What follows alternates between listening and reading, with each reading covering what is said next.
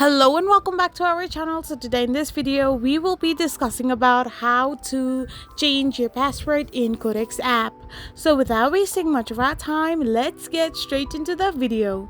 So first and foremost, to change your password in your Quotex account, all you need to do is simply tap open the Quotex app itself.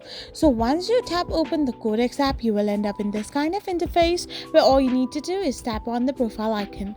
Once you tap on the profile icon, you will end up in this page. So simply scroll down below to the password section, and then you need to now type in your old password, your new password, and you need to confirm your new password by typing the new password once again for reconfirmation.